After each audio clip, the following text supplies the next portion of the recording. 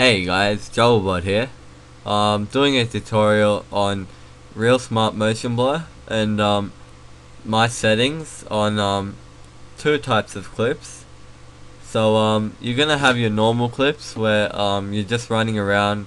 You got your feed. So you've got your normal feeds, and then you've got your trick shots. And Real Smart Motion Blur, it's used in a lot of edits, but you have to use it differently for a feed or a kill cam. So first I'll show you guys for a feed.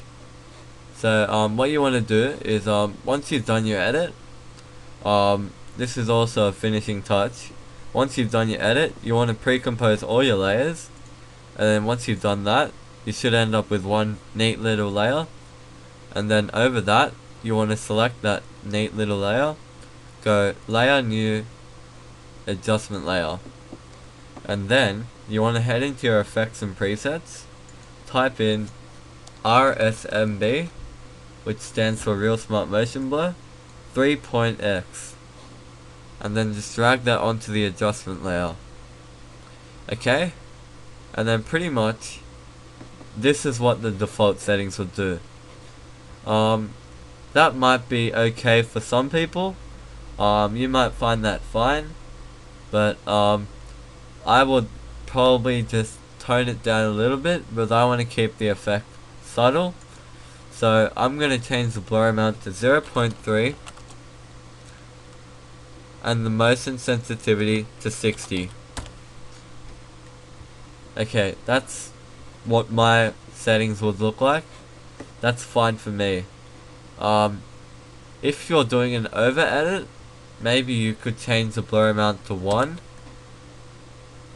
and the motion sensitivity to 100, but I'm not, so I'm just going to keep it subtle and keep the blur amount at 0.3 and the sensitivity at 60. So that's what I would do for a feed. Okay, so now I've got a trick shot here, right? So pretty much for me, I want to keep my effect subtle. So the same thing as before. Once you've done all your editing and stuff, Real Smart Motion Blur is just a finishing touch. So you select all your layers, pre-compose them, and then you go ahead, select your neat little layer, go to layer, new, adjustment layer, and then again type in Real Smart Motion Blur, or not Real Smart Motion Blur, type in RSMB into your effects and presets, then drag it onto your adjustment layer, and that looks absolutely horrible. The default settings for Real Smart Motion Blur, for me, that's absolutely horrible.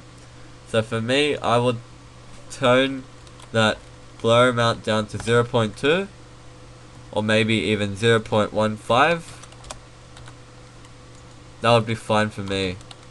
Yeah, because I want to keep it subtle, and then keep the motion sensitivity to 60, and that would be fine for me.